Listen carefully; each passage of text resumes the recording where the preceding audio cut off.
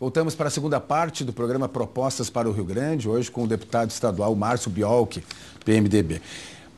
Deputado, falamos já sobre essa sua trajetória, né, a entrada na política, aqui, o seu papel agora mais na Assembleia e também a experiência no governo, né, como secretário. Mas antes, estás estudando Direito, continua estudando Direito.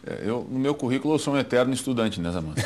Porque antes eu era um estudante e vereador. Quando eu fui eleito, tu vira deputado e estudante. As coisas se invertem. A Assembleia, ela exige uma dedicação quase exclusiva. Então eu sempre busquei não abandonar. Gosto porque é um momento de interação, é um momento também que tu te propõe a aprender. Isso é bacana, poder preservar essa humildade de que tu não sabe tudo, né? E eu não sei quase nada. E eu gosto mesmo, porque acho que com o tempo tu acumula experiência e conhecimento, e o conhecimento é uma coisa importante para a vida, não apenas financeiramente, para te poder ganhar dinheiro em uma área que tu vá trabalhar amanhã ou depois, mas por uma questão cultural, né? O Brasil tem tudo para ser um grande país por várias coisas, mas economicamente nós já somos entre os 10 maiores há muito tempo. Nosso problema não é só financeiro. Sim. Então essa questão do um pouco maior, da cultura, não sou um radical nesse ponto, mas acho que me incluo na média das pessoas, né, que buscam realmente ter um equilíbrio entre aquilo que vai somando a vida, aquilo que vai agregando. Então eu quero ver se nesse mandato eu termino meus estudos, já refiz minha matrícula, estou no finalzinho do Direito ali, só que quando eu assumi a Secretaria de Desenvolvimento, né, realmente ficou um pouco difícil para mim encaixar essa agenda, porque a SEDAI cuida da área internacional. E praticamente a cada 45 dias, 60 dias, tinha um compromisso que eu não podia deixar de fazer, era fora, aqui. E muita gente que vem para o Rio Grande do Sul, tu atende, e eu sempre dei muita dedicação àquilo que eu faço. Sempre trabalhei assim, com as mãos próprias.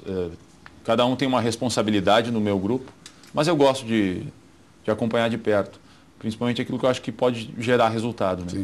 Nós estamos falando de várias experiências tuas e daqui a alguns dias começas a viver uma nova experiência. De ser pai também. Não desrespeitando as que vivi até hoje, talvez a maior, né?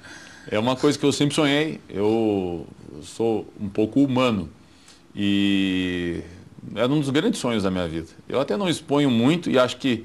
Só que quando eu falo entusiasmado. E aí gravo porque agora onde eu ando todo mundo me pergunta, né? Mas é uma demonstração de carinho e poder ter a tua família, porque a política cobra um pouquinho isso, né? Mas ela me deu condições de conhecer a minha esposa, a Carolina eu conheci na Assembleia, ela é estagiária da Assembleia Legislativa, eu livre e desimpedido. Tranquilo. Né? E nós nos conhecemos aqui e começamos a namorar e tal. E até conversamos muito, porque o fato de, na época eu já era deputado, isso podia ser mal compreendido e atrapalhar muito a relação.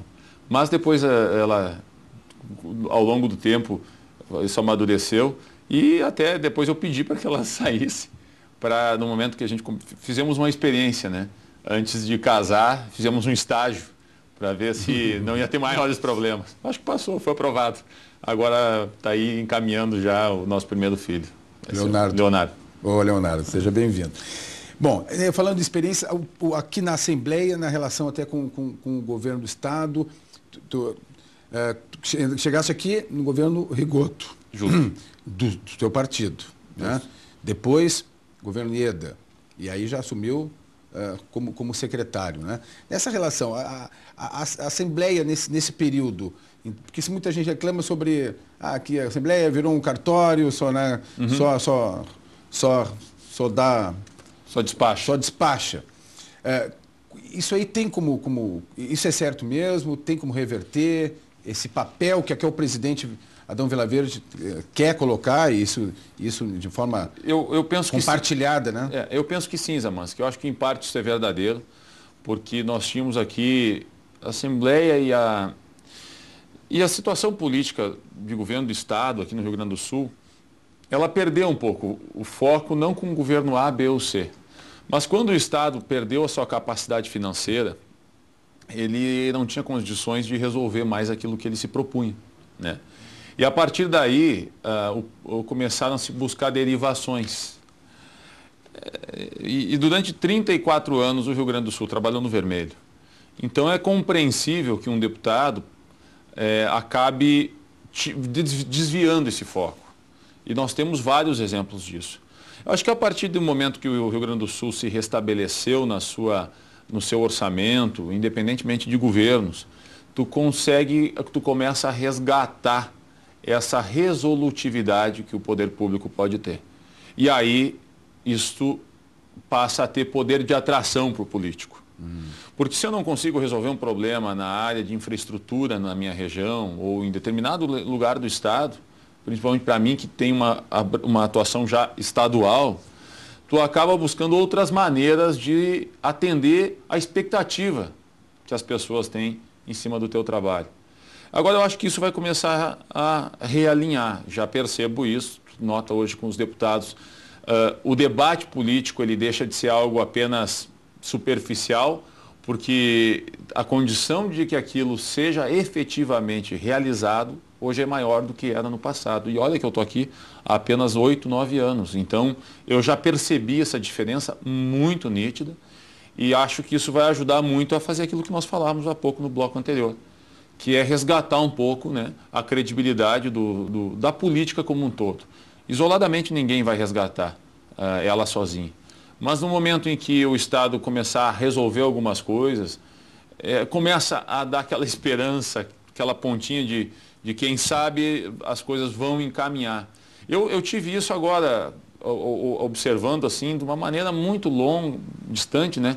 Esses movimentos em alguns países de rompimento social, né? Com sistemas de governo que se implantaram há décadas.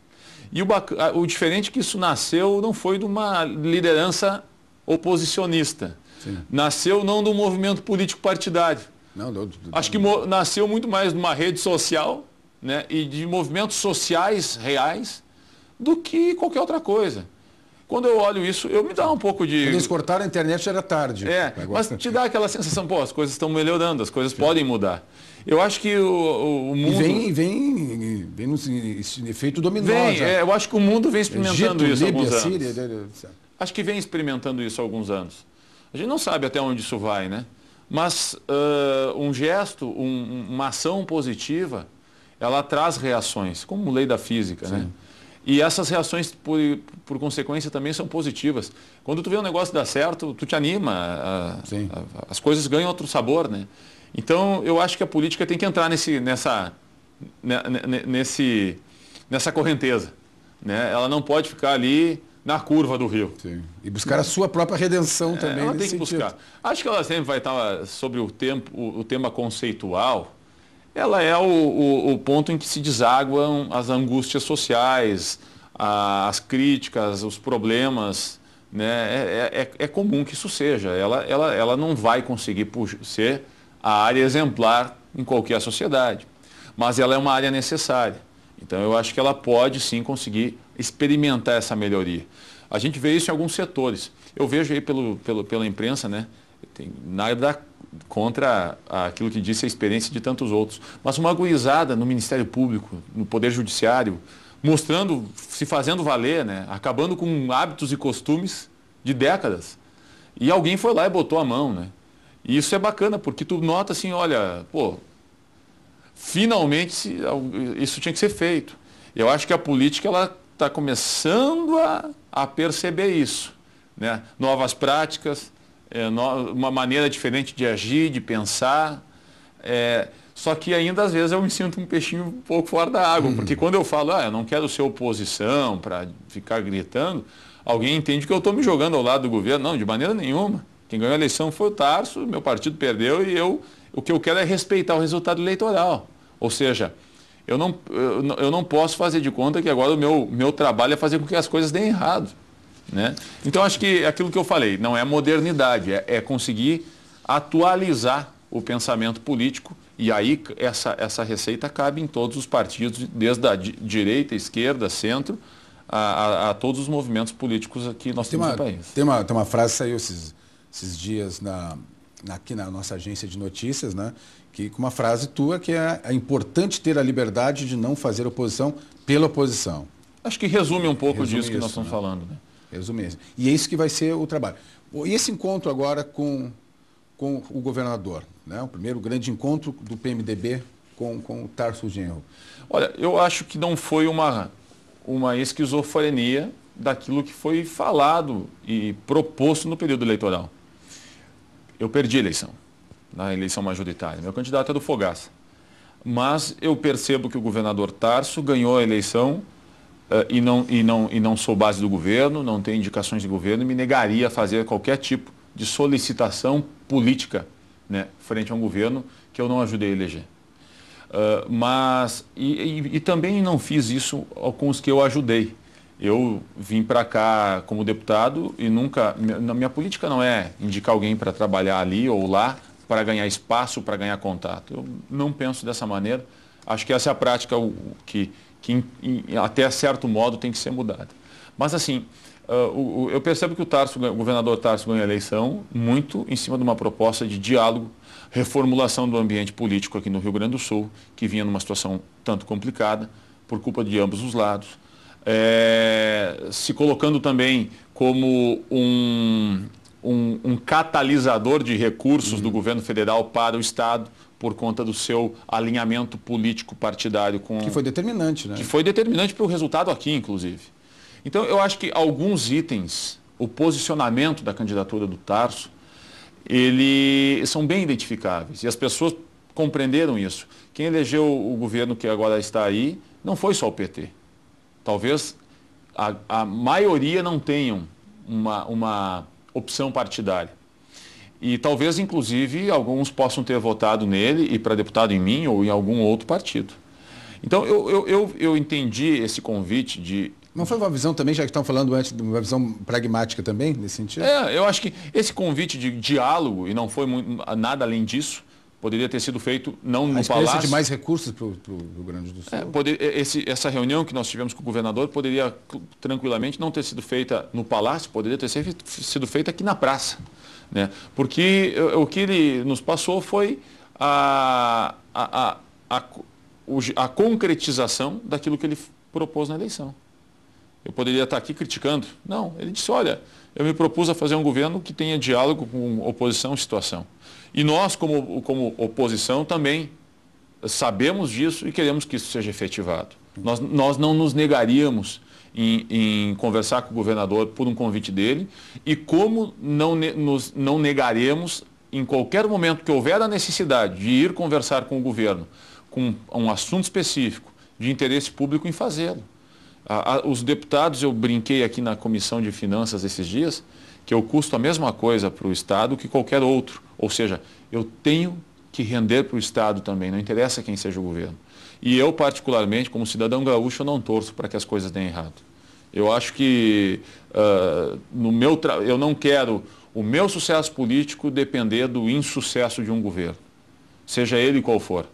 Eu sempre me pautei aqui por um senso de colaboração, responsabilidade, respeito aos meus colegas. Sim.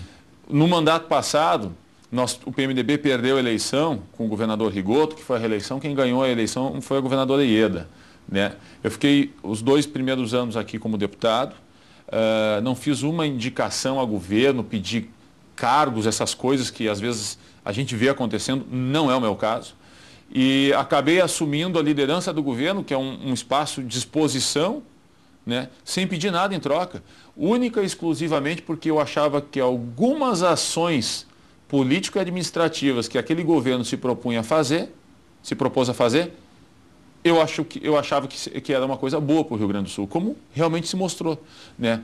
O equilíbrio financeiro, a contratação com o Banco Mundial, coisas que todos os governos talvez buscassem fazer, não só o governador Ieda. E dei sustentação para que essas coisas fossem feitas. Eu não me negaria a dar a minha confiança, o meu voto aqui, para que outras tantas que eu entendo que sejam importantes para o Rio Grande do Sul sejam feitas. Então, eu acho que é isso que significou muito desse nosso encontro com o governador, saber que o período eleitoral passou, né? E saber respeitar o resultado da eleição. Dá para dizer que teve avanço, então, em termos de diálogo. Não traz uma novidade, né? Não, mas traz não vai mudar o teu comportamento. Não traz uma novidade, mas traz uma maneira, eu acho que demonstra uma maneira de que aquilo que ocorreu na eleição e se desenhou realmente pode fazer acontecer. Eu espero que o Rio Grande do Sul tenha vantagem, porque agora nós temos um governo lá com o mesmo partido aqui, mesmo não sendo meu. Espero que muitos gargalos aí na administração pública sejam ultrapassados. Espero que o nosso Estado se modernize. Várias coisas que eu só não vou dizer a torcida do Flamengo, porque como gremista... Não estou muito satisfeito. Não estou muito satisfeito.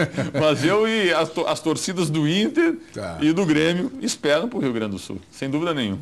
Ok, vamos encerrando mais um segmento aqui do nosso programa Propostas para o Rio Grande, hoje conversando com o deputado estadual Márcio Biolk, do PMDB, e nós voltamos em seguida, na sequência.